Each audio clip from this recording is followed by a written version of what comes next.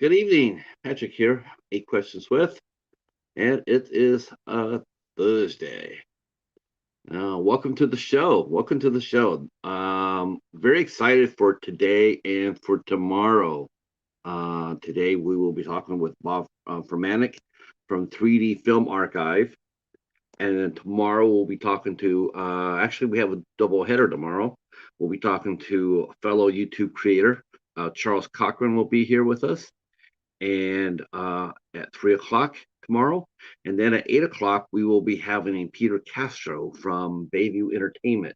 And he will be here. He works for Bayview Entertainment, which is a film distributing company. That will be a first for us. And as this is a first for us.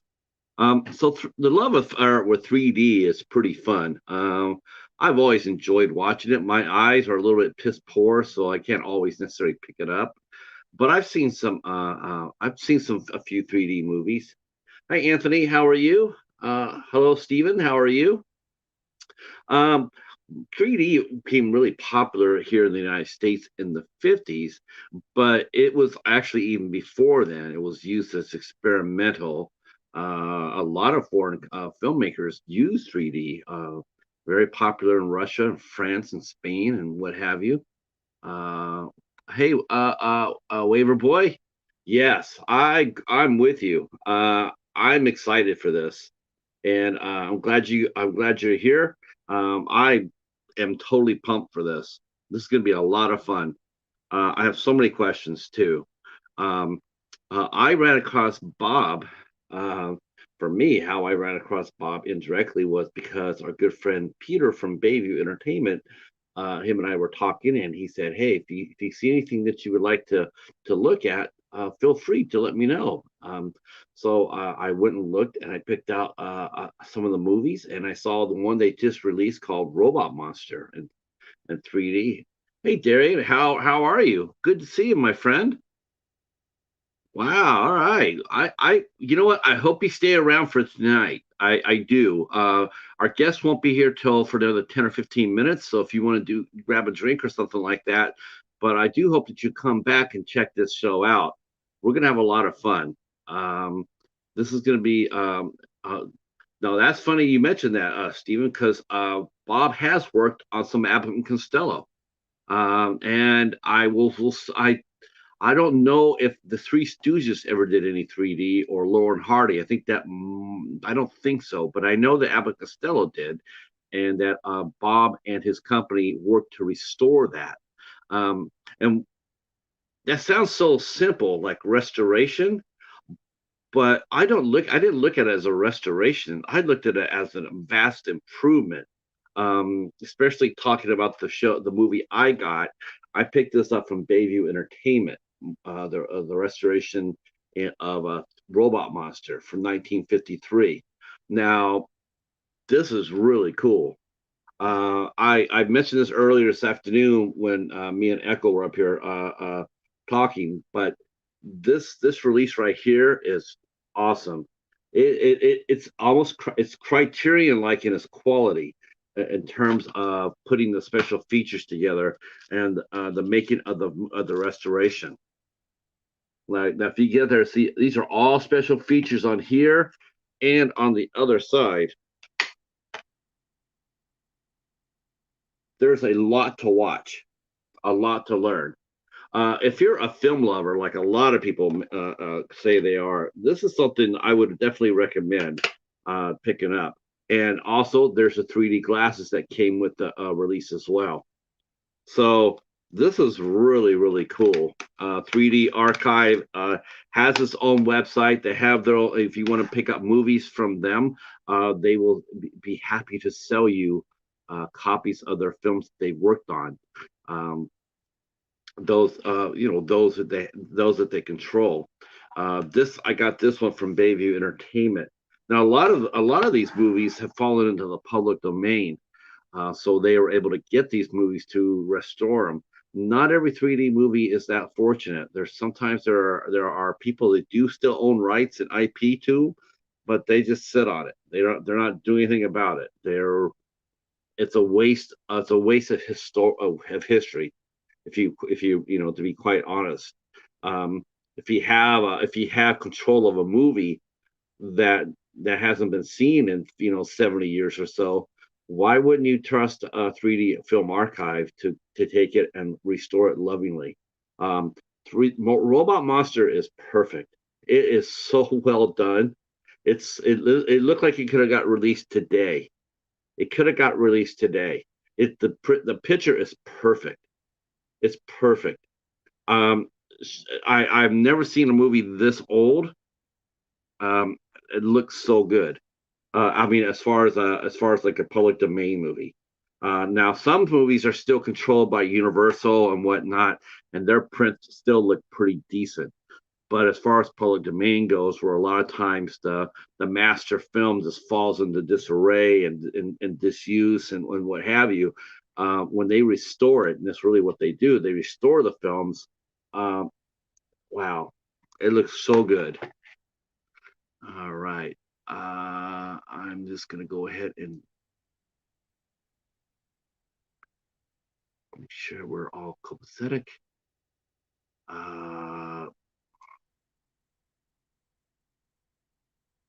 I'm not sure if I'm not entirely sure if Bob is going to be coming up by himself or we will be joined by a publicist named Michael Kraus.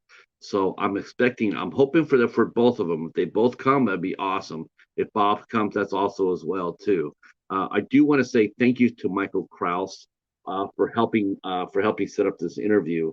And of course to our good friend Peter Castro as well, who also put me in connected with Michael Kraus and Bob Furmanek too. Because as soon as I got this and I watched it, I immediately said, "This is somebody I want to talk to." And so once again, Peter Castro from Bayview Entertainment leaped into the breach, so to speak, and made this happen. Um, oh, hey Anna, hi Anna. Thank you for so much fun this afternoon. That was a lot of fun hanging out. Echo says he has returned from Sunnyside. All right. Yes, I will, Anna. I will. I'll do that.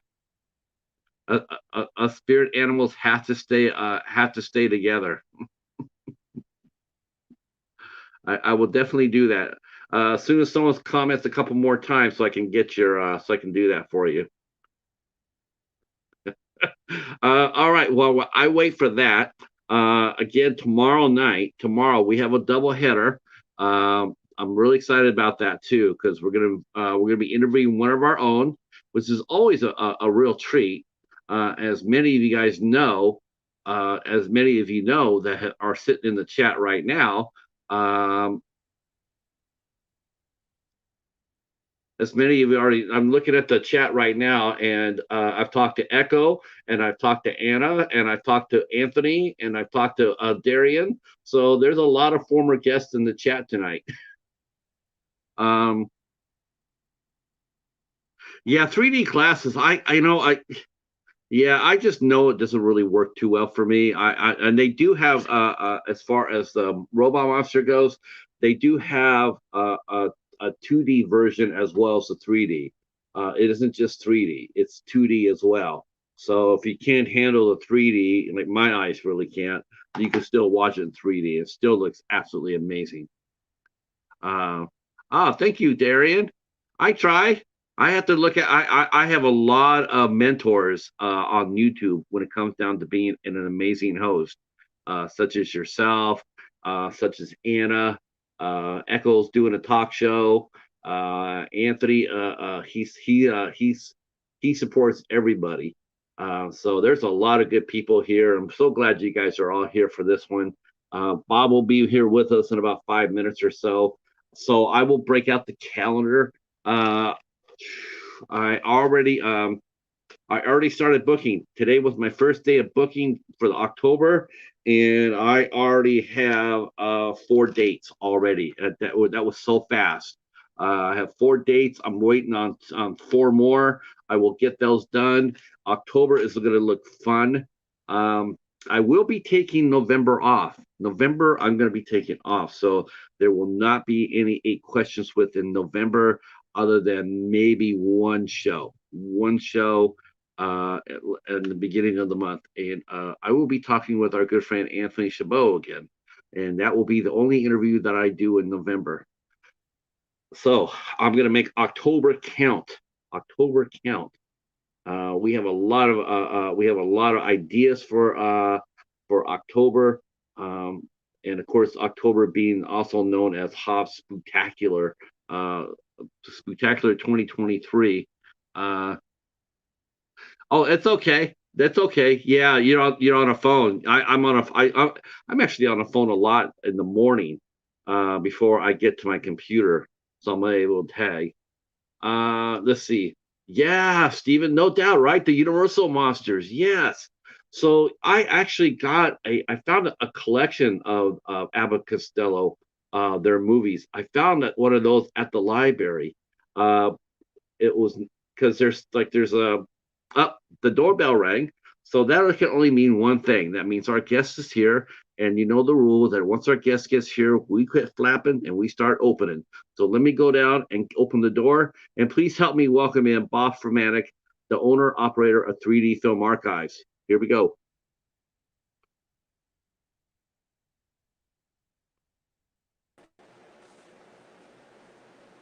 Hello. Hi, Bob. Hey, Hi. Awesome. Awesome. Perfect. you must be Patrick. I am Patrick, sir. Okay, very nice to meet you. Uh, Can you hear me all right? I can hear you. Yes.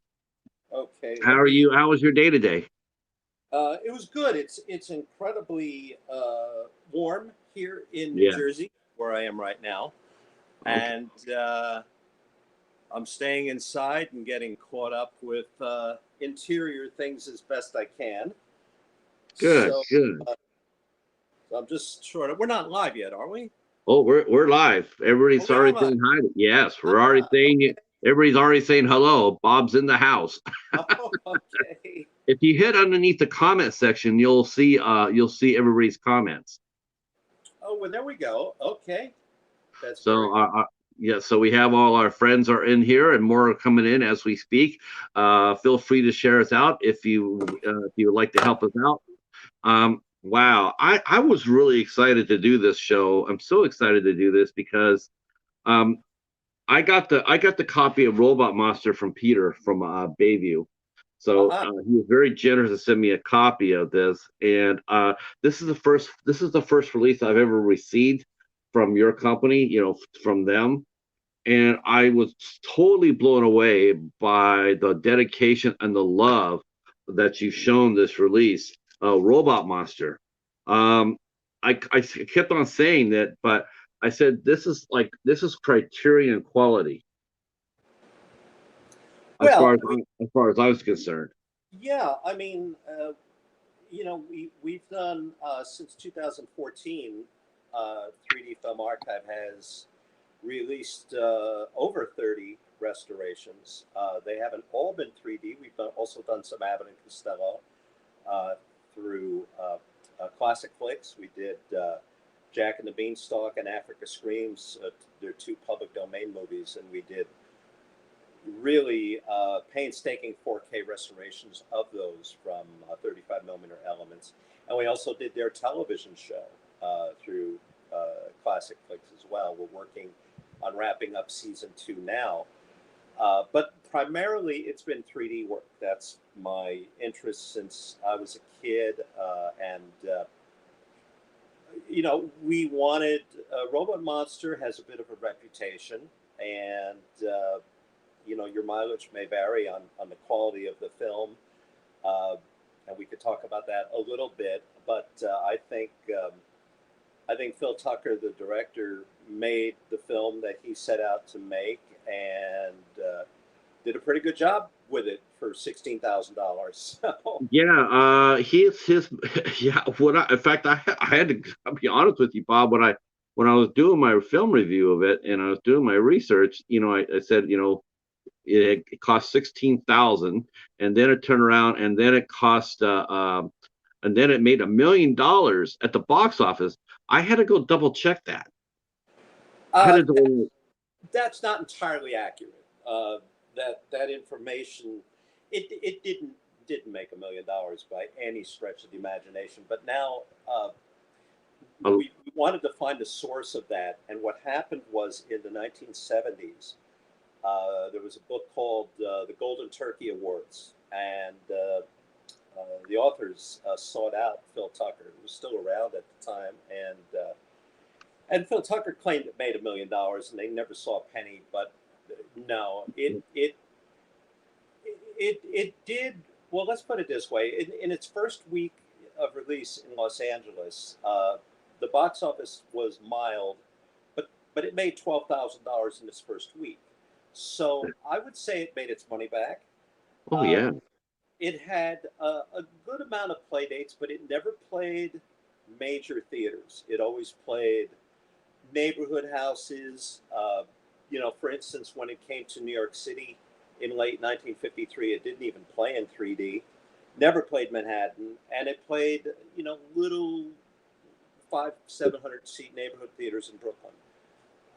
And that was the release pattern. It it had a lot of bookings, but these were theaters that would maybe pay $30 for the rental. You know, uh, Really? so Thir- that's yeah, that's I mean, a double feature kind of booking, and so anyway, that line that Phil Tucker gave the MedBeds about it making $1 million has now, I guess, gotten on to Wikipedia and IMDb, and it's well, if it's there, it must be true, right? it, well, yeah. I was gonna say there was more than one source. Yeah, you was looking for different sources. Like that's why I mean when I saw that I'm going, I have to look at this a little bit more because I'm like, there's no way in hell that movie made $1 million, right? And then I started poking around and pretty much that everybody had seen the one line and they ran with it because everybody else was sitting there saying that it was $1 million return too. But you know what? Thank you for clarifying that because I really was skeptical of it. I'm going like I don't Yeah. but then I started thinking about the revenue stream for it though. If you think about it, like it got initial theatrical run, then it got syndication, then it got its notoriety for being such a bad movie, which of course brings it back to the theater every year. You can rest assured somebody's renting a theater somewhere, and every year that it costs more and more to do so. Then it got sold to syndication on TV. I mean, it definitely has made us money. Oh, it made back its $16,000, but it never it was sold to television in a package with about 25 other films from Astor in 1954 when it wasn't even 2 years old. It went to TV real early, and it had a good run, and I don't doubt that it made a profit, but I wouldn't say $1 million. No. I mean, Uh, if it had done that well, it would have a couple of things would have happened. Phil Tucker would have gotten a lot more projects. yes. Uh, it would have made the top 100 grossing films of the year in Variety, and it never came close to that. No. So anyway, yeah, that's maybe if the Blu-ray it's doing really well, maybe we could put it over the $1 million mark now. You know what? That would be. You know what? Why the hell not? I Yeah, mean, the thing with it is though, to tell you the truth, it's sort of funny. It's like we're seeing the physical media right now currently receding. Because yeah. it's and to me, as that's receding, collectors are going to start looking for things to collect. Why not some 3D film archive releases? I mean, why Well, not? I mean, I just think like to me, if you're a cinephile, like a lot of our folks in our chat are, they love movies, they love watching them, and then when you see something like this come out, it really does, because I I did I saw it, I said I want to review that. It looks so much fun. Um, I well, really it is. didn't. I really didn't know the reputation of the film until I got it. Yeah, I mean it is, and Patrick, too. That we always want to give the people that like what we do bang for their buck as much as we can. It's not always possible because when you do a disc with over 2.5 hours of bonus content like this, uh, all of that bonus content is a lot of work that has to go into each Yeah. individual piece. And we have such a heavy workflow schedule right now with restoration work. We simply can't put that amount of time. But Robot Monster, there's only one 70th anniversary, and we wanted to do it right, and we wanted to do what we could to, maybe help the movie's image and reputation a little bit as well. Uh, how did you how was Robot Monster picked for restoration? Because there's a lot of movies out there, and you're saying that you just don't do 3D movies, you do other restorations. So how does it go? How do you pick your movies? Which ones deserve it? Do they have to be public domain first? So I mean, because that I would think that public domain would be the easiest ones to acquire and the least expensive to restore. No, in fact, the costs are comparable. Public domain doesn't affect the cost one bit. And in fact, with public domain films, many of them are kind of orphaned films, and for that reason, finding good elements is very difficult. And we have a certain standard of quality that we want to put out there. If we can't go back to 35 millimeter and as close to camera negative as possible, we don't do it. And so it's not affected by the public domain. For 3D, we're focusing on getting as many of the titles restored as we can, and thanks to our really good working relationship with Kino Lorber, they've been able to secure licenses from Paramount and MGM and Universal, and we've gotten a good amount of the 50 Golden Age features done. And Robot Monster was always high on the list because of its reputation and the fact that I knew that what existed on the film was far superior to anything that people had seen. What happened was in the 70s, the distributor made an anaglyphic 3D version, which is the one that uses the red and cyan glasses like this. That's not how Robot Monster was shown originally. It was originally shown in theaters in polarized 3D. Polarized uses neutral gray lenses, kind of similar to the real D 3D you have now. And this is a pair of original Magic viewers from 1953. And I don't know if you can see with the lighting, but those are kind of grayish lenses. I can see that on the And lens. yeah, and what happened was the film would be projected on two projectors. It would go through filters on each projector, and both the left and right image would be polarized. So that's how Robot Monster was seen. But in the 70s, because the red and cyan anaglyphic was easier and cheaper, the rights holder at that time, Medallion Television, did an anaglyphic version. But they didn't have complete 3D elements. So at least 2/3 of the movie would go flat. Mm. And of course, what was written at the time to sort of explain that anomaly was that, well, it was such a low budget movie. They only had a 3D camera for one day. So that's why so much of the film is flat. And I knew that wasn't true. Uh, Except for the stock footage from 1 million BC and Lost Continent and a few other things, the film is entirely three-dimensional. And for that reason, and the fact that they did photograph it really well, considering it's a new camera rig and they're on location for 4 days in Bronson Canyon. How much did it cost for them to rent that camera?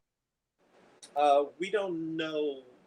There's no surviving production paperwork. Yeah, We have to think that was factored into that $16,000 budget, but we don't know. I would probably Uh, think it'd probably be like probably at least. Do you think it's safe to say at least 50% of the budget was toward the camera since it was so? I guess no, was the 3D camera at that time, was it considered like an IMAX camera would be today? no, because there were easily 6, 8, maybe a dozen even different camera rigs on the market. It wasn't difficult to get a 3D camera, so it would not have been that expensive. And our theory with the camera is that they wanted it to get used and get some action. So they probably worked out a really sweet deal for the producer on the film. But yeah, no. So it's all a matter of when we can get the license. We've been really successful with most of the studios. We have not been successful with Warner Brothers or Sony, and they're sitting on, between the two of them, about 18 pretty good quality vintage 3D films that we hope can eventually see the light of day. Wow, I'm a little surprised from Warner Brothers because they've seen, through the archive, through Warner Brothers archives, they seem very dedicated on bringing all their past catalog up to the front and fore. Like you can get a lot of movies that you couldn't get, and the archive is working really hard and diligent to bring them up.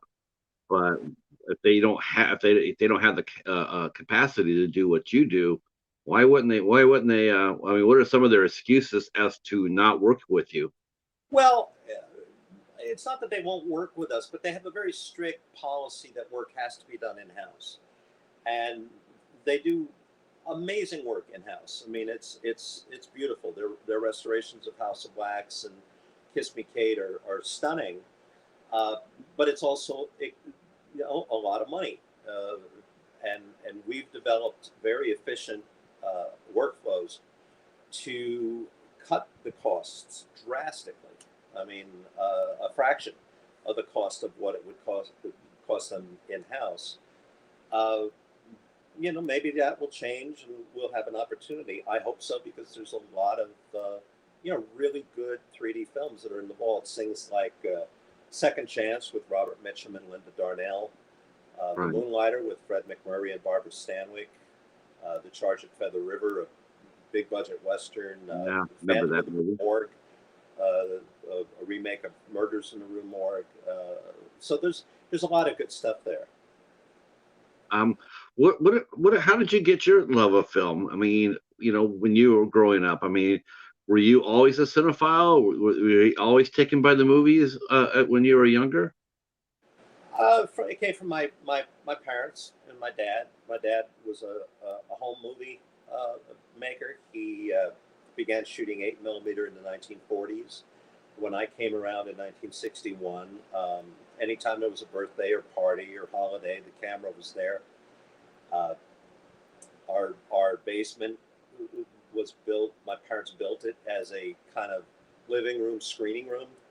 Uh, with a projection booth at one end and a screen and a curtain on the other. So I was exposed to that from as far back as I can remember. And then my brother Ron got involved with 16 millimeter film in the 1970s. And it was thanks to Ron that I met Jerry Lewis and wound up working for Jerry. And Jerry opened a lot of doors for me. And that started the whole ball rolling of working in LA and working with vaults and archives and looking for abandoned and orphan elements. And that's how I began to find a lot of the rare 3D things that we've restored and have since released on Blu-ray. Our new friend Classic Sci-Fi and Beyond asks the question. He says, "Can you go into more details on Murders of the Rue Morgue?" Well, it's Edgar Allan Poe story, and a classic Universal horror film with Bela Lugosi from 1932, I believe. And Warner Brothers made a ton of money with House of Wax with Vincent Price in 3D. And it was only natural to follow it up with another horror 3D film. So they did House of Wax had been a remake of another 1930s horror film called Mystery of the Wax Museum with Lionel Atwill. So they did Phantom of the Rue Morgue in 3D and color, and it's beautifully photographed. Carl Malden stars, Patricia Medina is his co-star, and it's a great 3D film, and it would be wonderful if it could get restored and released on Blu-ray. What year did that movie come out in? You mentioned Carl Malden, so was that the 40s or early 50s? 1954. 54. Okay. Yeah. All the 3D films of the 50s were shot between the fall of 1952 and late 1953. There were 50 domestic English language films done, and all different genres. Westerns, Yeah. comedies, musicals, mysteries, even a travelogue of the Mardi Gras New Orleans called Louisiana Territory. Uh, in fact, the restoration that we're going to be working on shortly is a Martin Lewis 3D Technicolor movie called Money from Home. That is a title that's been near and dear to my heart for many years because of my relationship with Jerry Lewis. Let's talk about that for a minute because I think people will be totally shocked. I'm going to let you tell the story though, since you worked with him. But tell me something that this tell us something. Tell what it was like working with Jerry Lewis because we all see Jerry Lewis. Either we see him as D. Martin's, Martin and Lewis, or we see him his solo movies, big star in France. We some of us remember him doing the MDA telethon. But we all have our idea what Jerry Lewis was like. But what was he really like? Well, there's been a lot said about Jerry. I didn't live with him. I mean, I wasn't family. But my friendship with him began in 1982, and we remained friends until he passed away. And anytime he came to New York, he lived in Las Vegas, but anytime he came to New York, I would see him. And I can say he treated me very, very well. He professionally opened a lot of doors for me. Personally, he reached out and he was there for me during, some really difficult things that I went through in my life. And he was a fascinating man. He was a brilliant man. Uh, Yeah. and I was very lucky to have that friendship and that relationship. And I don't have a bad thing to say about him. He I was treated going me to say well. I don't think you would. The reason I asked you that is because I read his biography, and the one thing that comes across is Jerry Lewis was one hell of a smart man. He was Oh, he is brilliant. he is no he yes he had a mind for business. He was really 100% the brains in soul of Martin and Lewis. It wasn't Dean Martin made him famous. He made Dean Martin famous. It Well, was him. yeah, they were lightning in a bottle. I think they both needed each other, and they clicked, and they were together 10 years, and they were close for 8 of those 10 years, and neither either one of them would say they would not have been a success without the other, and uh, they went their separate ways at the right time because they both wanted to grow and you know go in different directions with their career. And they had an amazing run. They never lost money. They did 16 No, movies together. Every film was a hit, and they went out on top. yeah, 10 years to the day that they started out together. Yeah, Yeah, exactly, that's incredible. That's just exactly. incredible. When I read that, I went like, no, and that's what 10 years to the day that Martin Well, Lewis became yeah, an and I'll tell you something about Jerry that a lot of people ask what it was like, and they expect to hear horror stories because of oh, some things that people have said or written. And I had a number of opportunities to be with him at the studio at Paramount, and anytime word got round a lot that he was there, all the old timers that were still there in the 80s and 90s came out to say hello. And I had a few opportunities to talk with them. And I remember one man in particular, I don't recall his name, but he had worked there in the early 50s. He worked on the Martin and Lewis pictures. And he told me that a Jerry Lewis production was the prize assignment on the lot. And he said the reason was Jerry respected his crew, he took care of his crew, uh, and they in turn took care of him. If they were getting to the end of the day and the unions say, okay, you gotta wrap up shop at 6 o'clock, and they were, in the middle of a shot, or needed, a little extra to get a shot done, the crew would stay for him. There was a mutual love and respect between Jerry and his crew, and I heard that from several people that had that time with him at Paramount. So, what can I say? I think he was an amazing man and left quite a legacy. And for Yeah, us now to have a chance to restore his one 3D movie is a real thrill. I bet. I bet. How does the process go as far as picking out the projects? I mean, there's a lot of movies out there that could be restored, and maybe you could explain the difference. I've heard you mention this term twice, and maybe you can explain it to us. The term orphan. What does orphan mean? First, we'll go with that question. Well, an orphan film would be a movie where, maybe the rights have changed hands a number of times and the elements have not been treated well or have been discarded, and nobody really knows who owns it now. And, that's not all that unusual with especially independent films. As far as how we choose projects, that's more or less based on when the rights and licenses are available. For instance, right now, we're in the middle of restoring Bwana Devil, which was the first 3D color movie of the 50s. Arch Obler, from Lights Out fame on radio, wrote and produced and directed it. And it was the movie that set off the whole boom. It was a tremendous success. But the rights, home video rights, had been locked up by Shout Factory for a period of 8 years. And around 2015 or 16, they announced they were going to release it on Blu-ray, but they were going to release it flat. They weren't going to spend any money on it. They were going to work with an existing flat scan of one side. And there was such an outcry from people saying, you can't release Moana Devil flat. I mean, that's like saying we're going to release Adventures of Robin Hood and we're going to do it black and white because it's cheaper and easier. Uh, so they had such an outcry that they pulled the title, and they sat on the license for 7 years, and we had to wait for that license to lapse. That's And so selfish. well, It's so selfish, isn't it?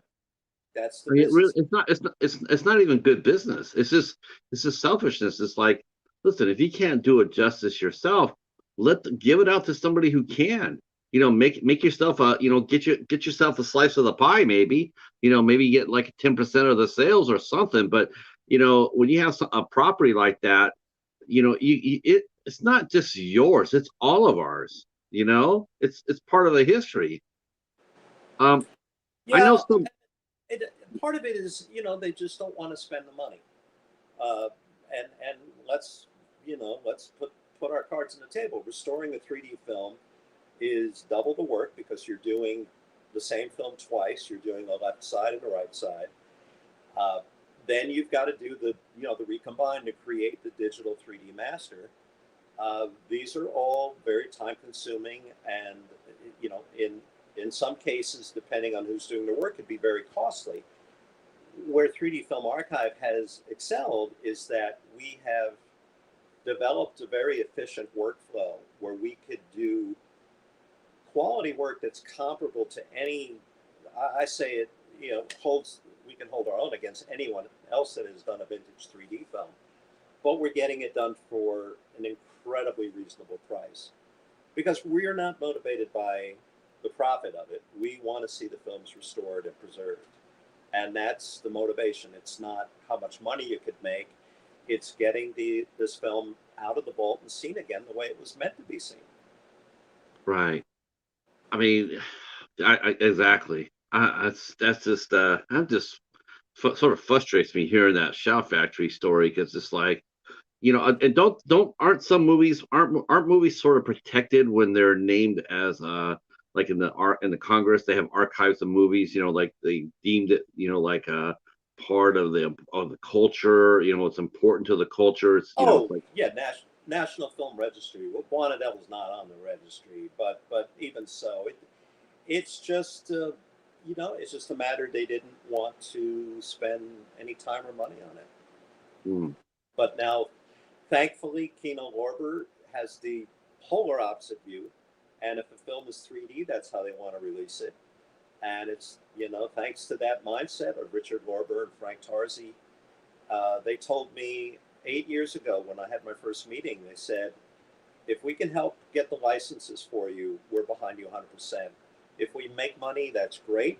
If we break even, we're fine with that. If we lose money, then we got to talk. But Yeah. thankfully, we haven't lost money, and that's because we are able to get these done at a very reasonable cost. Kino Lorber, has that been the best partner for you to work with so far when it comes down to restorations?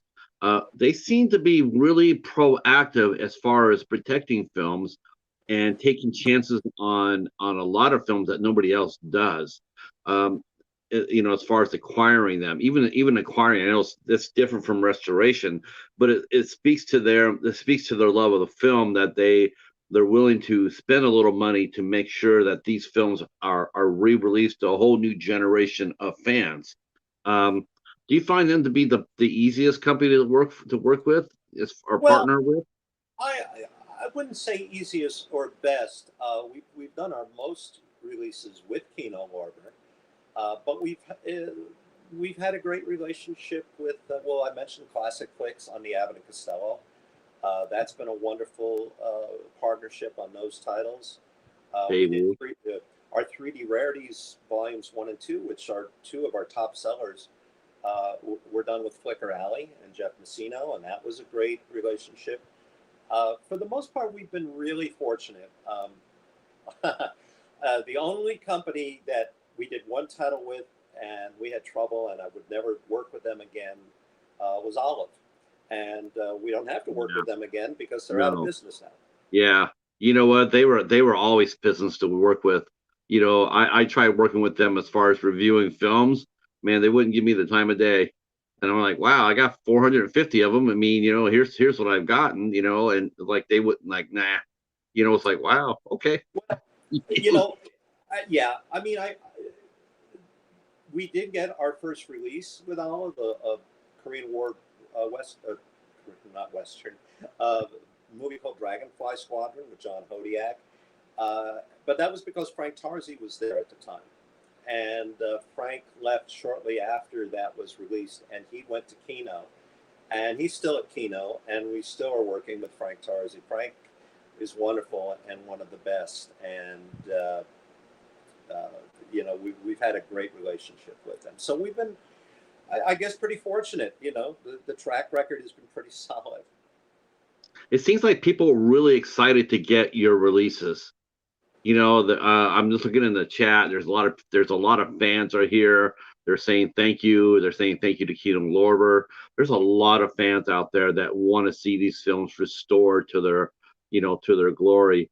And like I said once, and I'll say it again, as far as what you do is, I really find it to be almost criterion like in the dedication and the knowledge that you put in every release. That's amazing. I saw the cover for Dragonfly Squadron. I was like, man, that looks absolutely bonkers. It looks absolutely. I was like, yeah, that looks really cool. Well, yeah, I mean, it's thank you for everyone that has posted comments. I'm not able to see them, and I guess I've got something in my setup here where it's not. I can't see the comments. I'll look at those later, uh, but no, we and when I say we, the team is Greg Kintz is our technical director out in Indiana. He's the one that takes all of these really rough elements and makes the magic and makes these beautiful 3D digital masters. Jack Theakston does our color. He's in New York.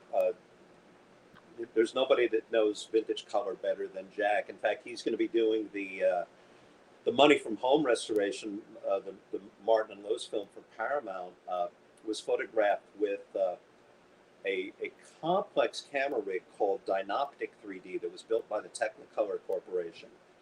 And it was basically two 3-strip Technicolor cameras interlocked So for uh, every piece of footage in that, you've got yellow, cyan, magenta left and yellow, cyan, magenta right. So it's 6 rolls for each shot. And Paramount Archive is this is unprecedented, but Charlotte Barker and Andrea Collis have gone back to original 35 millimeter Technicolor camera negative and have scanned 72 reels of original camera negative on Money from Home. That's 54,000 feet of film in Now, how does 4K. that work? When you're Uh, explaining this, how does this work for them? Is this all done by computerized? Do they is it more like a deconstruction, then clean it and then put it back together? no, they are doing the raw scans for us, and we're doing all the cleanup and all the color grading on it. But it's unprecedented because you know that's about 60 more reels than an average film for restoration. A normal Technicolor film would not be anywhere near that amount of footage. Uh, so yeah, that's going to be a big job, but it's going to be probably one of, if not our best looking restoration. So we're That's incredibly saying a lot too, because this robot monster looks absolutely gorgeous. Absolutely gorgeous. I mean, it looks. I dare say you could actually match it up against anything being released today as far as the clarity of the picture.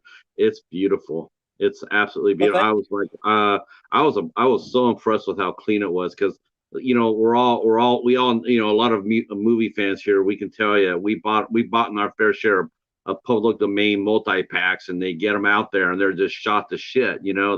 They rip them off of a TV version and then they slap it together and then put it out there and it looks absolutely terrible. There's heavy grain, there's cigarette burns, there's wrinkles across the. I mean, they just don't care. They just slap it out there and throw it out there on a 20 pack.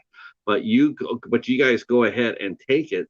So let's walk through Robot Monster for like for step one. So you got Robot Monster. You guys all decide this is the movie we're gonna save this time, and that's how I see it. Save. We're gonna restore Robot Monster. So how does that work? If you're in New Jersey and party is your team based in Indiana and New Jersey, or are they based everywhere? And how many steps are there in restoring a film? Well, it's the first step when you have a title in the pipeline is you find the best material. And when we're working with a studio, uh, they've got a pretty good database of what they have in the system. Uh, that said, even there, you've got to dig a little bit deeper. We did a restoration for NBC Universal of a Bud Bedecker Western called Wings of the Hawk, and it was originally released in stereophonic sound, but it hasn't been heard that way since 1953. And I knew some people at the studio who said, I think we may have some of those original magnetic tracks, but they weren't in the database. So we kept pushing and pushing, and it really took somebody physically going into the vaults and looking for these, kind of buried elements. That's a little unusual, but we were fortunate that we had people at Universal that cared and wanted to restore it properly. But the first step is you look for the best elements. Once you get those, they're evaluated for condition. Then you do your scanning. In the case of Robot Monster, we were working from very, very damaged materials and original 1953 prints that they were almost a textbook example of what could go wrong with a film. They had vinegar syndrome, which is a process where the base of the film is breaking down and deteriorating. And because of that, the film is shrunken, meaning that it won't go through a normal scanner. And so you have to make adjustments in the scanning process for that. The film is curled from the shrinkage, so it doesn't hold focus. So you've got to, again, make refinements to your scan for that. There was also water damage on the Robot Monster prints that we had to repair digitally. Uh, so in that case, in the case of Robot Monster, the scans were done 4K. They were done wet gate, which is a process where the film goes through a solution that helps hide some of the nicks and scratches and things that are baked in.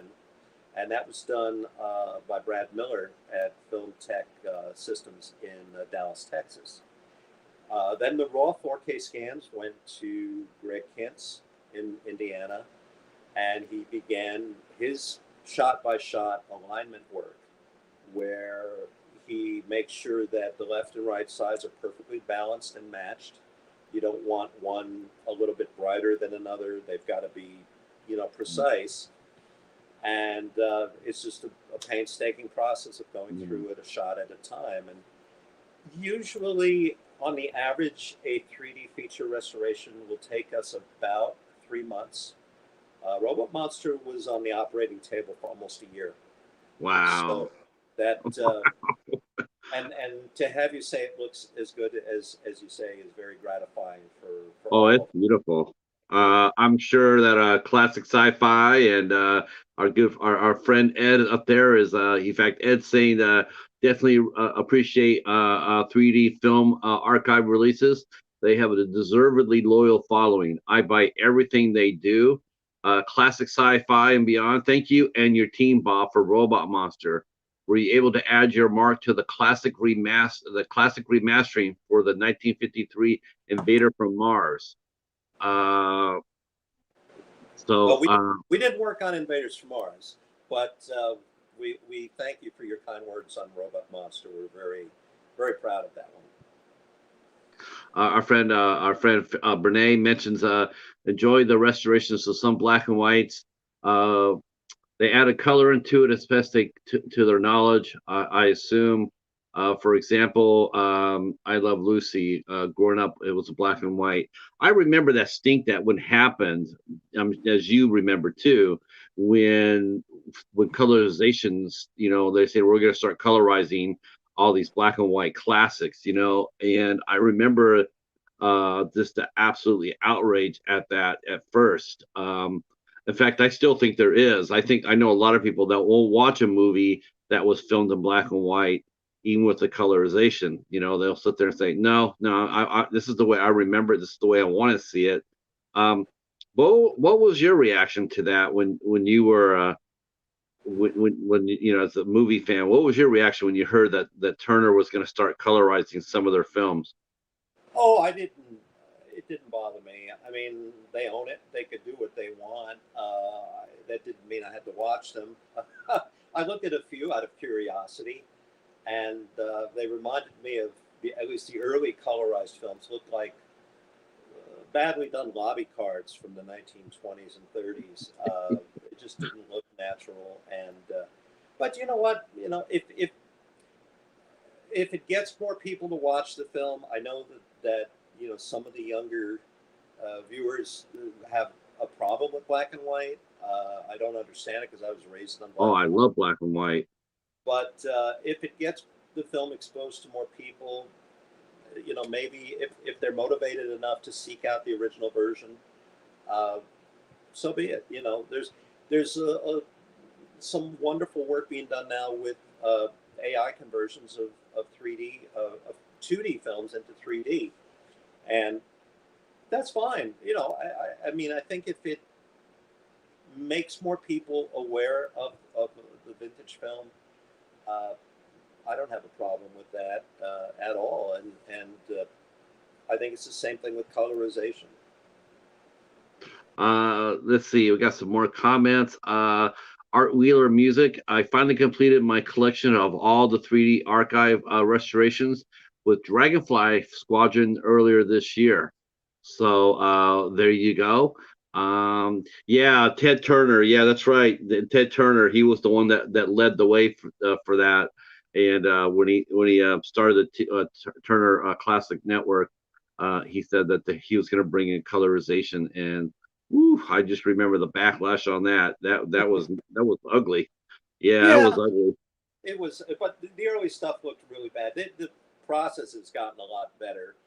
Uh, And I've seen some of the things they've done. Sony did some Three Stooges shorts a few years ago. They look pretty good for what they were. I thought, would I watch them that way? No, but hey, like if that's what people like, more power to you. So the process is 3 to 6 months, or 3 months to a year. Um, I'm trying in my mind. I'm trying to figure it out. So it goes from station to station, right?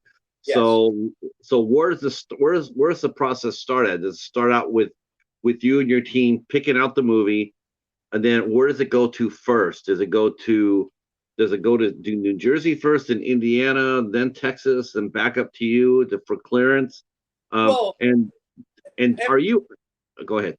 yeah, I mean every project's different.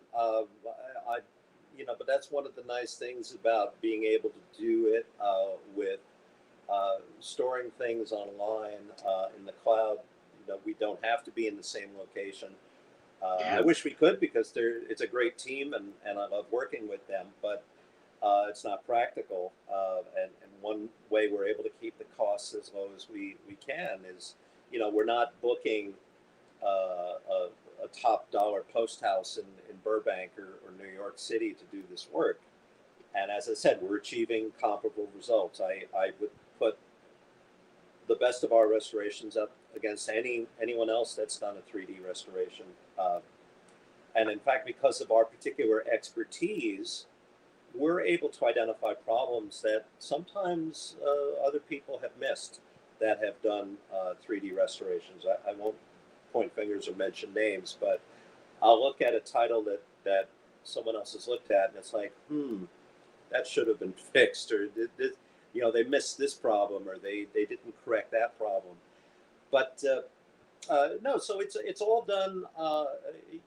Greg will work on a title, like right now he's doing Buona Devil. Uh, every couple of weeks he'll send me a revised file, which I download and then I look at on. I have two methods of QC here. I do one on a big screen with an Epson projector, and then I do it on a 4K OLED set. So I'm getting two very different, you know, images to really be able to assess what needs done. And it's a very efficient workflow. It's gotten us, as I said, about 30, I think 32 releases in 8 years, and a lot more to come. There's a lot of stuff in the pipeline. It's exciting to hear. I'm hooked. I'm hooked. I mean, this is we'll talk about that later in a few minutes about this distributing of it.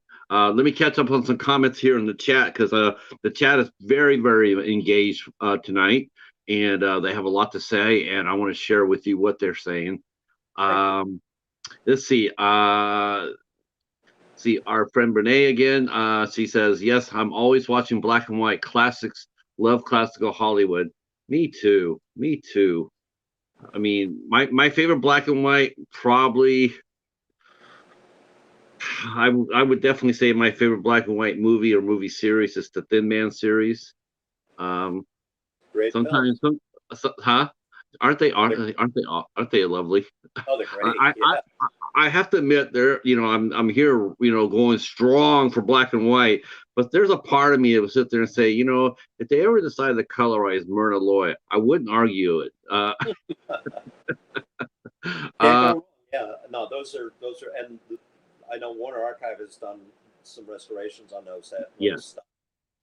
they look amazing. I got to cover some of the movies from Warner Archives, the Thin Man series. It's amazing. Excellent. Um, Let's see. It's classic sci-fi and beyond mentions.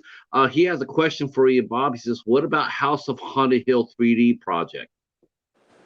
Well, that's I had mentioned conversions, and that's one that they're working on now. There's an active Kickstarter for it, and I saw what they did with Nightmare Castle, and I was impressed with that. And I understand that they've refined their process even more, and House on Haunted Hill is going to look even better. So I'm excited about that. I think that's a very cool idea, and it's a fun movie.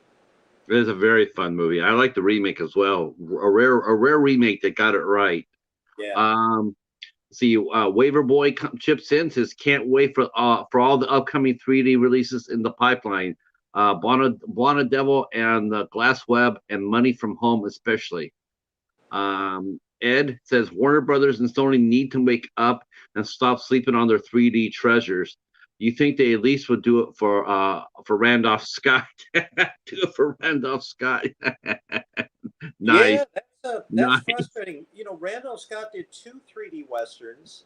One was for Columbia called The Stranger Wore a Gun with Claire Trevor, and Mm. directed by Andre de Toth, who also directed House of Wax. And then he did The Bounty Hunter for Warner Brothers, another Andre de Toth western. And that one was never released in 3D because by the time it went out in 1954, interest in 3D movies had died, so it went out flat. Warner Brothers has the left and right elements, and I think the idea of restoring an unseen Andre de Toth Randolph Scott Western in 3D and color is, I mean, how do you not do that? That's frustrating. I hope we get to see the Bounty Hunter. That would be, yeah, a do it for Randolph Scott.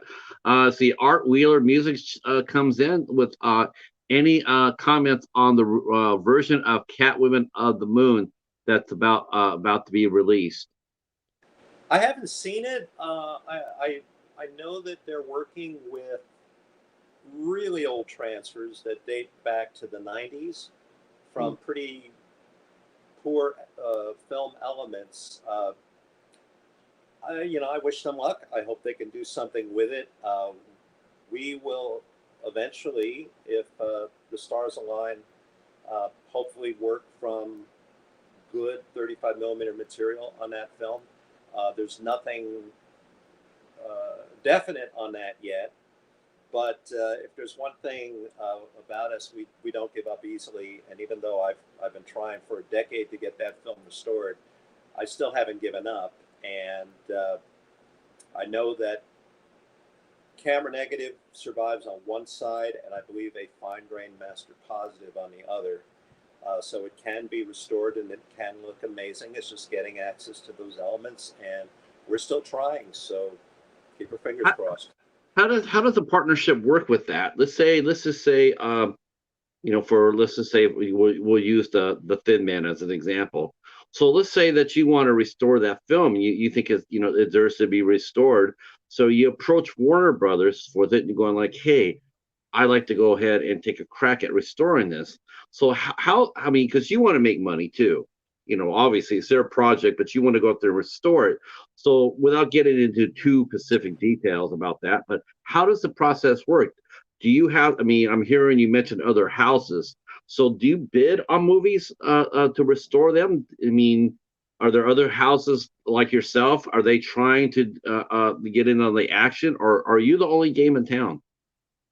Well, there were early on a couple of other post houses that were doing some 3D work, but as I said, they charge an enormous amount of money and make a lot of mistakes. So the way it's evolved is we are the best game in town now. We always have been, but now it's really more obvious because we know what we're doing, and we can work from extremely compromised elements as Robot Monster shows. On the other hand, if you give us access to camera negative like Martin Scorsese and the Film Foundation did on The Maze for Paramount, we had 4K scans of the camera negative. The 3D Blu-ray looks stunning, and the DCP that we have for theatricals. So our work, will only be as good as the material that we can get access to. We'll do the best we can, but it's usually because of the licensing and the studio policy. And as I mentioned, Kino Lorber has a good relationship with MGM, Paramount, and Universal, and that's how we've been able to restore their library. Uh, that hasn't happened yet with Warner Brothers or Sony, but hopefully it will. Yeah. Well, we'll have to we'll have to post this on their website to let them know that, hey, get off your duff. Especially That Warner, like I said, especially Warner Brothers. I'm sort of really disappointed to hear that, because I do know that they do have a love for their older movies. But so it's disappointing to hear that they're not willing to go just a little extra for it. Um, well, I there are a lot of really good people there, and I yes, don't want to knock them. I think it's just a matter of the internal policy right now is that the work has to be done in house. yeah, yeah. I guess they don't want to contract it out. I mean, I get that. I mean, how many movies do you think they have? Because I saw the in the special features in Robot Monsters, where you showed how you had to go inside the warehouses. That is, I was shocked. I truly was shocked when you walked inside the warehouses and they had all those containers of film, and it was just like, the only thing I could say with it was they were stacked neatly together. But as far as anything else goes, I was just like, I mean, it was almost like, why bother? I mean, you're storing it in a really horrible place with no air conditioning, no temperature. It's just like, yeah, put it in here and throw it inside the warehouse. Um, Well, I mean, Patrick, just to be clear, that was a film exchange. That was not a studio storage facility. what Uh, does a studio storage facility look like? Is it a lot different from that? oh, yeah, state of the art. I mean, it's nothing like the photos you saw in the Rescuing Roman feature at. Oh, But because I was telling the story about finding the robot monster prints in 1990, those photos kind of illustrate what a film exchange looked like. So yeah, don't confuse that with studios. Studios are really good with proper storage of their archival elements. They're climate controlled and barcoded and inspected.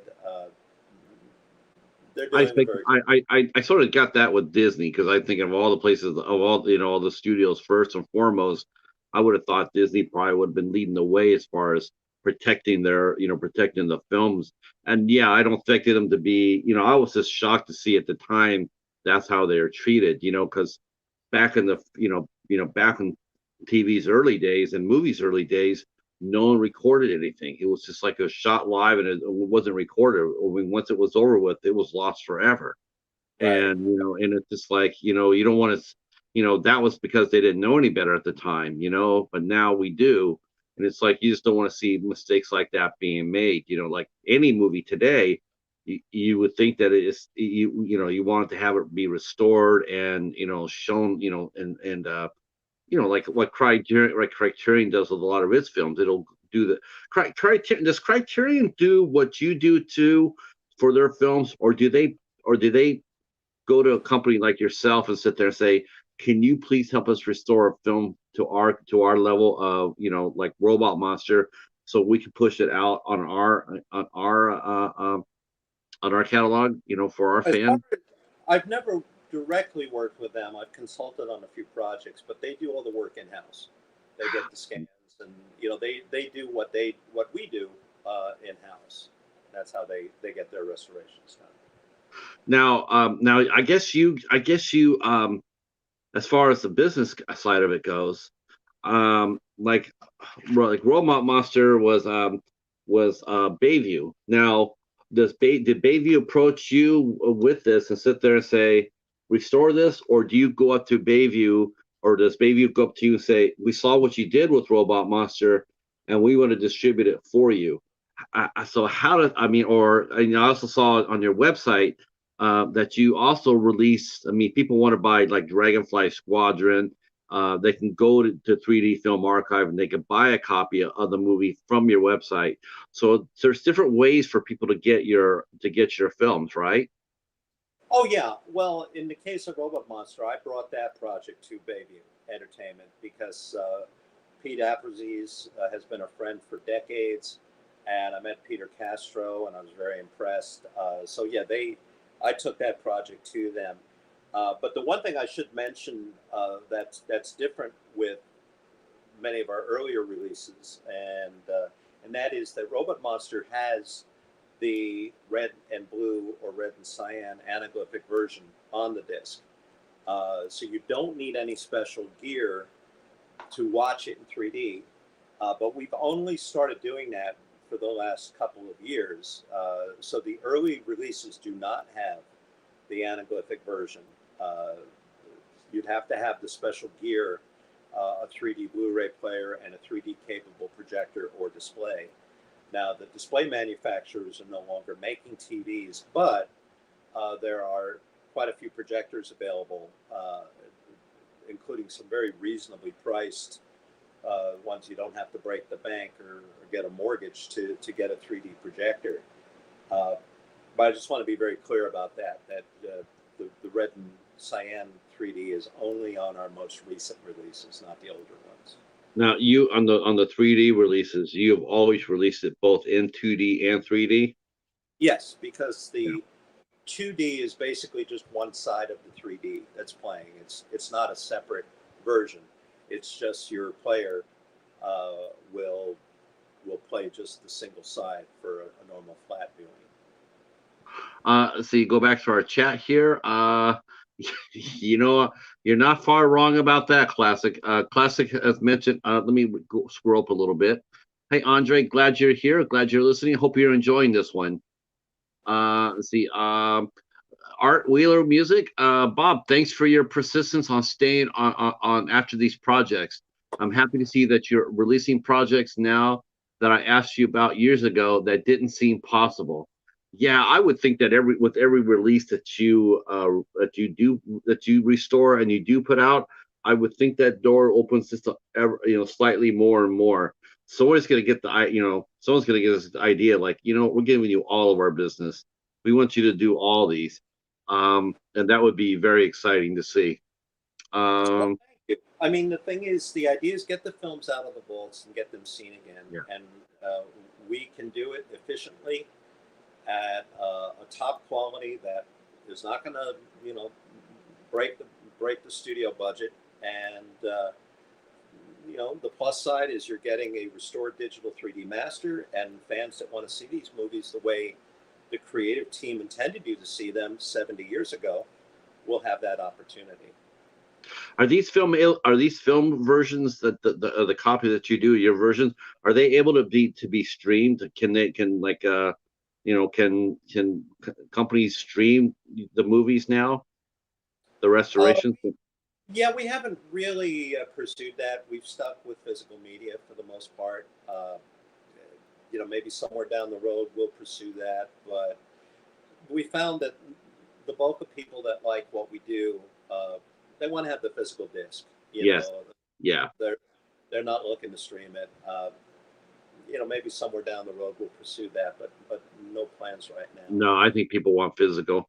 That's the impression I get too, and it's being hammered home by. It's a small sample size, but it's definitely, I can see in the chat exactly how people are. They're passionate about it, and the majority of us who are watching this interview or will watch this interview are completely passionate about physical media, and to be able to go ahead and get a movie like Robot Monster, or Dragonfly Squadron or what have you, to be able to add this to our, to collections, people absolutely love. Yes. Let's see. Classic Sci-Fi and Beyond saying Disney is blind. Yes. Yeah. But they did do something a little bit smart.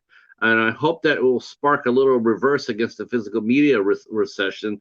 And that is that they are now going to be releasing physical media of all their Star Wars and Marvel stuff, and which I do think could help spark a reverse trend, at least in the brick and mortar stores, of getting movies back on the shelf.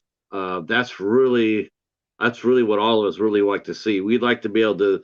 I mean, it'd be nice to be able to go inside of a Best Buy and find a copy of Robot Monster without having to jump through hoops for it, buying it off a website or what have you. It'd be nice to be able to go out there and see it out there looking back at you. Of course, buying it off a website is cool too. That's where a lot of companies make their money and what have you. but the point is, you really want to see physical media get back on the shelf. I at this point in time, I really don't care who does it as long as it gets done. If it's Disney, more power to them. Yeah, Disney is blind. Disney is blind unless they think it'll make them money. Even then, they still are blind at times. I agree with that, Echo. Let's see. I see Vinegar Syndrome and Indicator and some others have been releasing some classic Mexican cinema. Maybe a good label could help track down some of the remaining Mexican 3D films. Um, that could be, there could be some demand there. Well, Um, I can tell you on that front that they all exist. We know where they are. And maybe somewhere down the line, when things lighten up a little bit with titles that we've already committed to, we might pursue those. But yeah, there's two additional features and a documentary short, and they all survive. wow. Wow.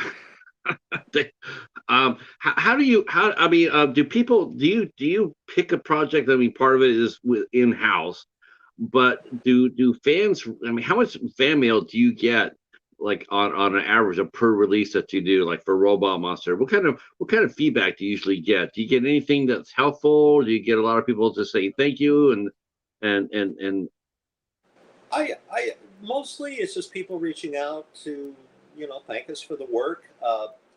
I think they know that we're trying to get as much stuff rescued as possible.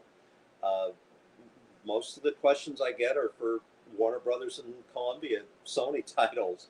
I can't tell right, you how many people have asked about those, and I just don't have an answer, unfortunately. right, But but no, there's and I've always said if there's a film that's not on 3D Blu-ray or restored at this point, it's not because we haven't tried, but there's any number of reasons for why it's not available. And Hondo with John Wayne. I mean, a lot of people ask about that, and there's a beautiful digital 3D master of it available, but not for Blu-ray release, unfortunately. So uh, we're still looking to try to rescue as much as we can. We don't give up easily, no. and sometimes it can take years, but we keep trying. What are the three? I got some more comments here, but what are your three best-selling titles so far that you've released? Number one is 3D Rarities with Flicker Alley. That was our 2015 um, collection for the centennial of the first 3D movie exhibition in 1915. That's our top seller by far. Robot Monsters is going to be right behind it, though. It's doing incredibly well. Amazon can't keep it in stock. That's Uh, awesome. they keep under ordering it, and it sells out. And then I feel so bad because there are people that pre-ordered it on Amazon who still haven't gotten it. And we shipped these things out months ago. Is that Um, so Amazon's going the seven route. yeah, I don't know. At this point, I say cancel your order and buy direct from Bayview. Bayview's got it Yeah, in stock. It'll go out the same day. Uh, those are two. I think another very big seller for us is GOG, science fiction film we did for Kino Lorber. Parasite did very well for us with Kino. The Maze. Uh, you start to see a pattern. The horror science fiction stuff is way up there. yeah. Uh, Pretty much, we've only had a few that have underperformed. Uh, Unfortunately, one of them was Ceasefire, a fascinating Hal Wallace film shot in Korea during the war, and it's out of print now, which really stinks because we were so thrilled to rescue that from the vaults and restore it, and now it's out of print. That was disappointing, but So, well, you mentioned out of print. I mean, but how does that affect you? I mean, do you have the masters of that, or does that still belong to the company that you restored it for? when it's a work for hire, the studio gets all the masters. We don't keep that because it's a copyrighted film and they own it. We're just a contractor for them. Oh, that's too bad. I mean, it would be nice that you could be able to get more copies to sell on your behalf. Um, okay. That yeah, that somebody would have to license it, for that for that reason. Now, is that the same? Is that the same licensing? Is that the same as when someone buys, when someone buys a book to make to a film? Like, like we're going to buy the rights to this, we're going to buy the option for this. Is that the same thing? It's like when you do a license, when you sit there and say, I'm going to go ahead and let's say, here comes the redheads. I'm going to go ahead and I'm going to buy or do you have to buy the license, or do they offer you to, or do they give it to you and sit there and say you have control of it for a year, do what you can, and see if you get see if you can get it out by end of a year. How does that work? That you maintain control of the project. Every title is different, but for all the studio stuff, that's Kino Lorber, and they do it in packages. They'll negotiate a license from Paramount for say 30 films, and they'll include a couple of 3Ds for us to work on. So it's not done. The studios don't license just one or two films. They're always looking to do, some kind of bulk package. And in those cases, we're a work for hire. We are hired by Kino Lorber to do the work. And in the case of Robot Monster, that's something that we pursued ourselves, that we secured the elements and we own the master on that, the digital master. So it varies from title to on the Abbott and Costello films. We own the masters, the restoration masters for Jack and the Beanstalk and Africa Screams, but the TV show is a work for hire because that's still owned by the Lou Costello family.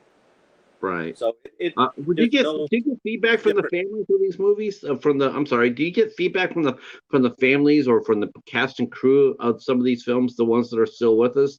Do you ever get feedback from there? I mean, you mentioned Phil Tucker. I know that he passed, but was there anybody else from the film that was around that saw the restoration of it that you know? Oh, Greg Moffat, who played Johnny in the film, he just turned 80 years old this year.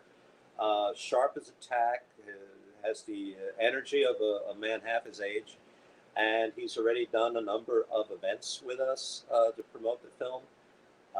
We're going to be doing Monster Bash in Pittsburgh in October, Nice. showing it in 3D, and Mr. Moffat's going to introduce it and do a post-show Q&A. But, that's the exception. When you restore a film that's 70 years old, it's not very common to have someone still alive who worked on it.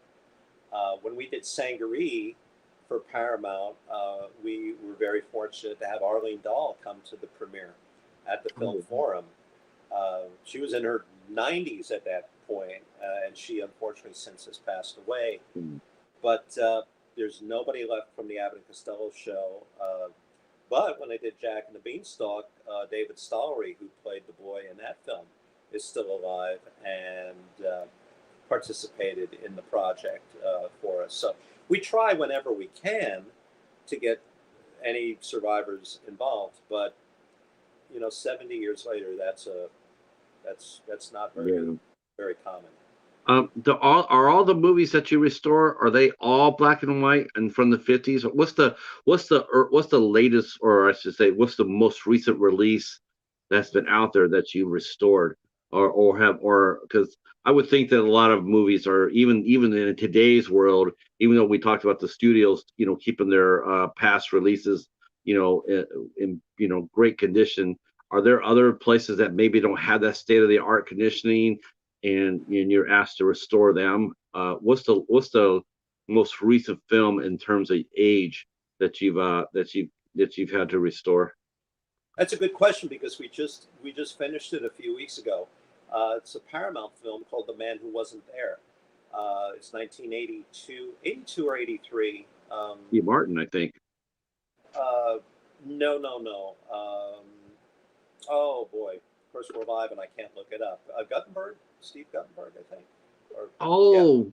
Yeah, Steve Guttenberg from Police Academy.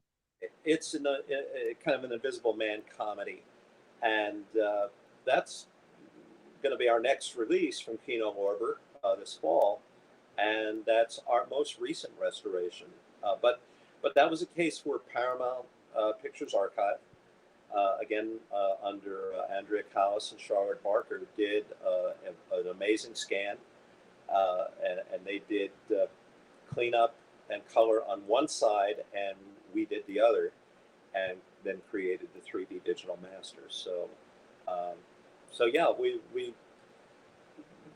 our time span. The earliest footage we've restored is from 1924, and the newest would be 1983. So we've got like a roughly 60-year window there.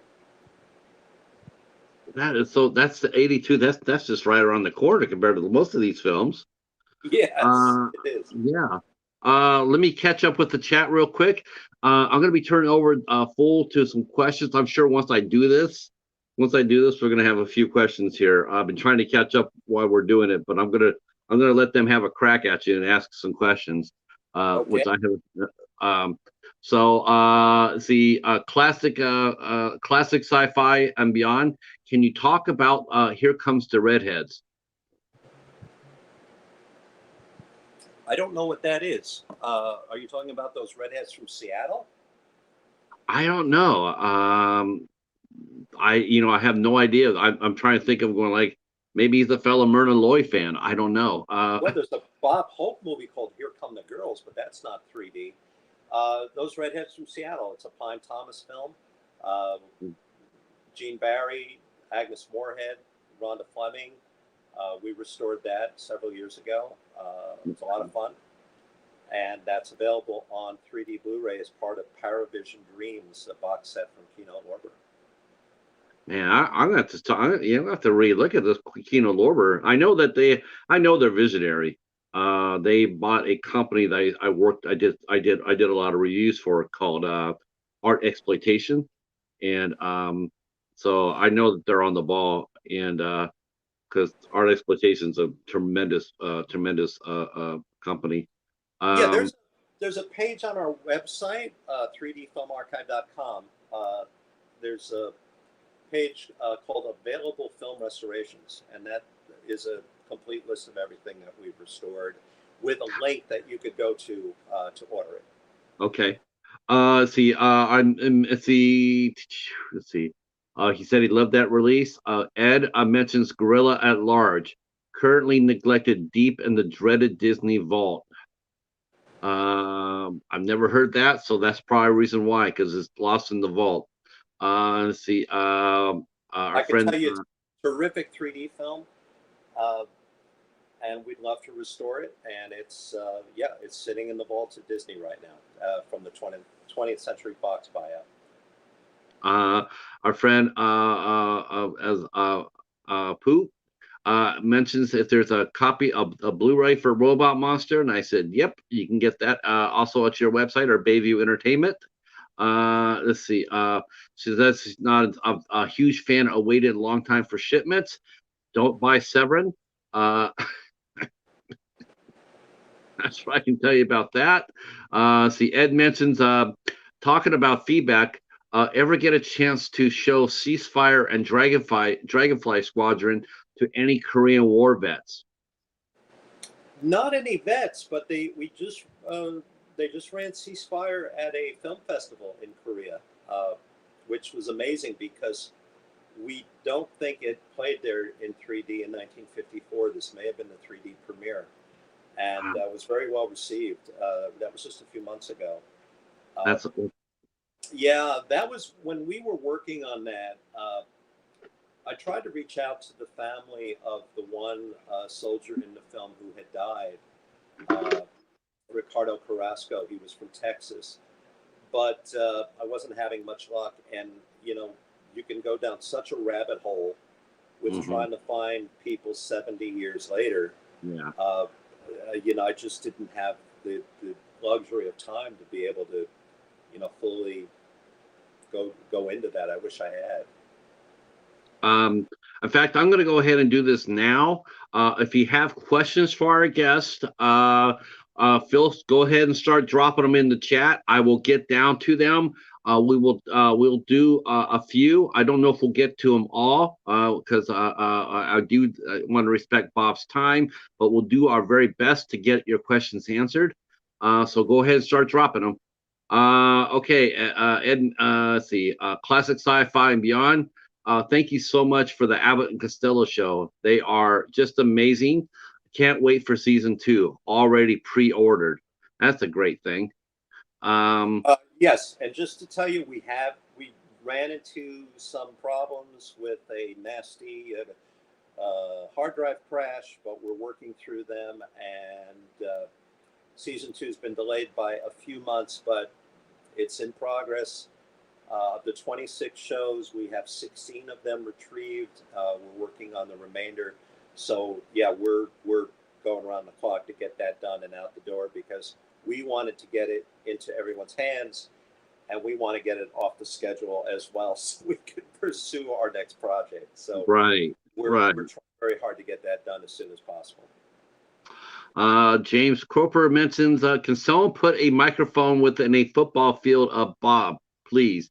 I think Bob is going off of a phone, and he has his phone in front of him, and he's relaxing on the couch. So that's something that it's beyond our control. But I would just say try to crank up your sound just a little bit higher. James is the only thing I could tell you. There's nothing we can do it on our end. He's been coming through clear so far. But I am sorry about the sound. Oh, I'm sorry. Is it better if I lean forward like this? No, you're fine. You're fine. Oh, okay. No, okay. relax. Yeah, relax. It's afterwards they can go ahead and just crank up the sound a little bit, or use a headphone too. That will also help too. But no, I understand. Let's see. I told Poot to not buy Severin. Let's see. Thank you for the link. Let's see. Our friend Brene says, I just want to say thank you for all you're doing. Bob. She gives you big hugs. That's awesome. I agree with that. I think Bob is absolutely amazing. His company is so amazing. I'm so glad I found this. I got this movie, and I'm so glad you came on to talk to us. I've been looking forward to this the minute that I started talking to Michael. And please give him my respect for helping set up this interview, Michael Krause. He did you right. Absolutely, Michael's a terrific guy. Casey says he can hear you. Yeah. See, Bob's any projects in the future that you're excited about? Yeah. And see, now I feel like I better lean forward a little bit into the microphone here. I'm sorry about that. I didn't. We should have done. No, you're fine. Money from Home. That's about as much of a holy grail as you could hope for, because of my friendship with Jerry Lewis. We're also restoring a 3D Western called Southwest Passage with Rod Cameron and Joanne Drew, and it has not been seen anywhere in 3D since 1954. So that one is very exciting. We're doing The Glass Web with Edward G. Robinson, John Forsythe. Oh, wow. Kathleen Hughes, who's still with us. A terrific black and white film noir about a murder at a TV station in 1953. So, yeah, there's a lot of really fun stuff in the pipeline. That's exciting. Yeah, John Forsythe. I think he passed away a few years ago too, didn't he? I think so, yeah. Yeah, I think okay. I remember Joanne Drew because I think she starred in one of the more famous episodes of Star Trek, the original series. She played a salt monster, if I'm not mistaken. That funny guy 9000's son. Meanwhile, here I was trying to call Bob, but he has a landline. Yeah, I thank you. Any more questions real quick before we say goodnight? Feel free to drop them down. Otherwise, we'll start wrapping this up. I want to say thank you again for coming out and answering so many questions for us. Very excited to, and I've been so amped up about showing off Robot Monster. And I got both the DVD release, and Michael was kind enough to send me the Blu-ray release too. So that was very nice of him, and that was it was a real pleasure to talk to you and get inside your head and see what it takes to restore some of these beautiful films. And even when they're as cheesy as Robot Monster, I mean, I know it's one of the movies that people talk about. It's like one of the cheesiest, but you know what? I found it to be pretty entertaining. Once you get past the helmet per se, I thought it was fun. I thought it was fun, and at the end, the twist at the end of it was really clever. I was sad to hear that Phil Tucker. This is one of the other things that got me thinking about it didn't make the $1 million like they're saying, is because that Phil Tucker supposedly attempted suicide after the movie came out, and I don't think you really do that if you are making $1 million movie. Yeah, I don't know the full story behind that, but he wound up having a very successful career as Yeah, an editor, editor. and worked in Hollywood. And I met his son in 2003 when we screened the film at the 3D Film Expo in Hollywood. And his son told me that his dad was proud of the movie because his dad wrote the film as a child's nightmare. Uh, from the point of view of a 10-year-old science fiction crazy boy who's, I don't want to give too much away for those that haven't seen it, but it's got some very interesting charms about it. It kind of exists in its own universe, and at 62 minutes, it doesn't overstay its welcome. No, It's a I lot of was fun. really enchanted by the leading lady, Claudia Barrett. She was a gorgeous girl. Yeah, yeah. She She was only she was a passed away a stunner. few years ago too. Yeah, she was a stunner.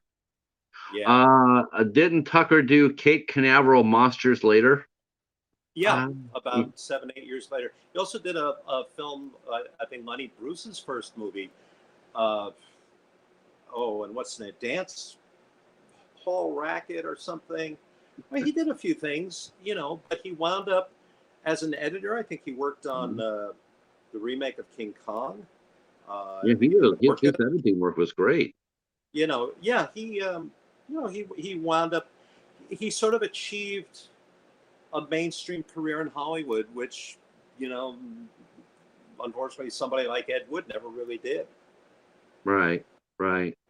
I think that a movie like this being restored and put it in all its glory. I mean, it'll just like I said, it's here for a brand new generation of movie lovers. Cinephiles can discover a classic like this and really appreciate it. And it's sort of cool because I mean, like I said, I go ahead and I watch a lot of people do a lot of reviews on here on the tube, and a lot of them are much younger than me.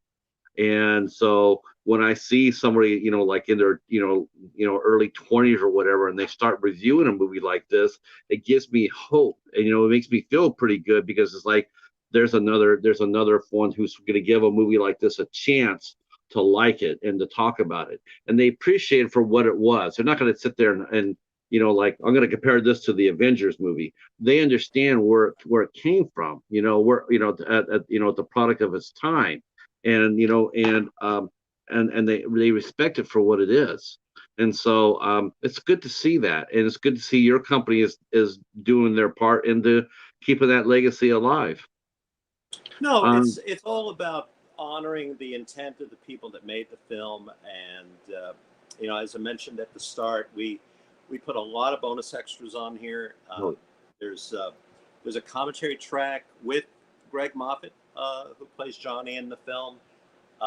We've got a fascinating stereo slide presentation from Hilary Hess called Travels Through Time and Space, which is a collection of stereo photographs taken by amateur photographers in the 40s through the 70s. it's Uh, amazing.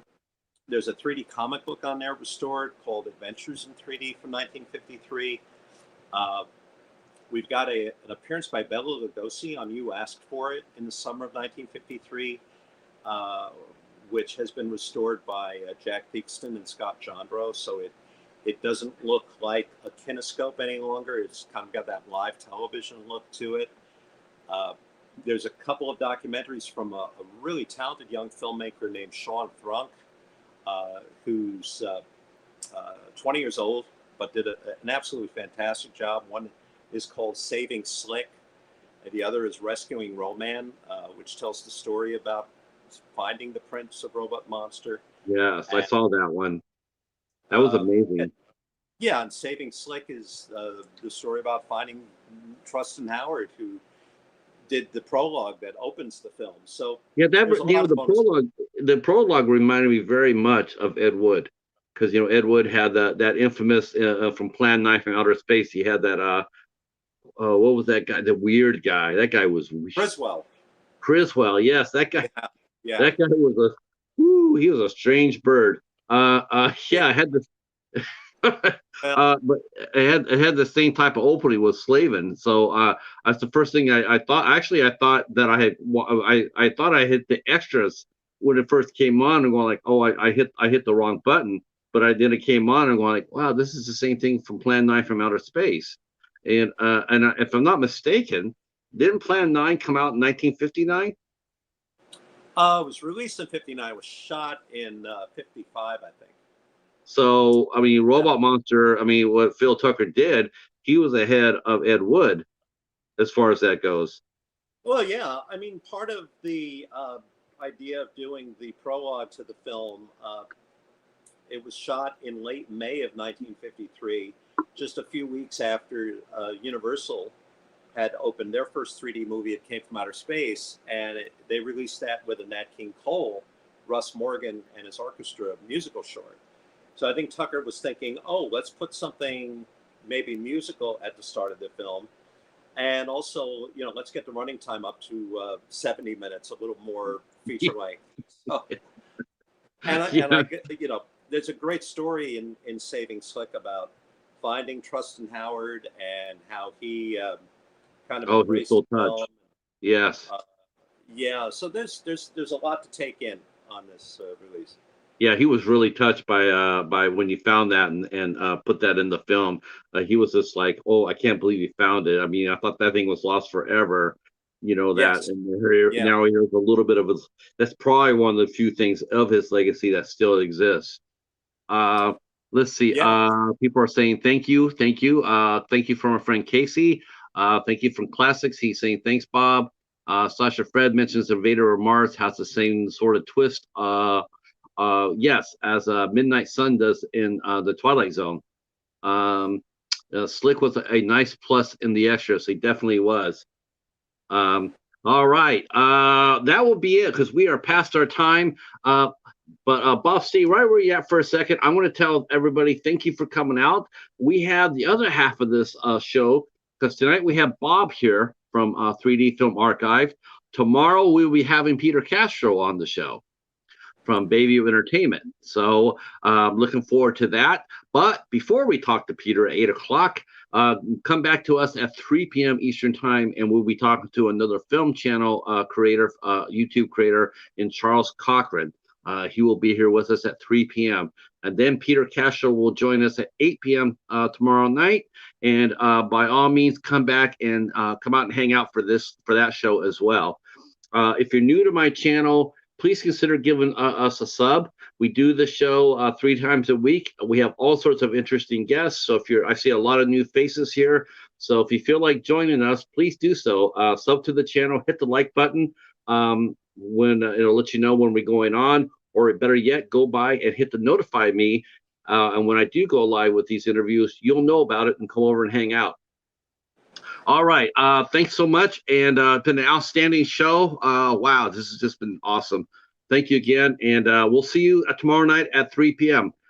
Be good and be safe and peace. Thank you, Patrick. I had a wonderful time. Oh, me too. Me too. This has just been, this is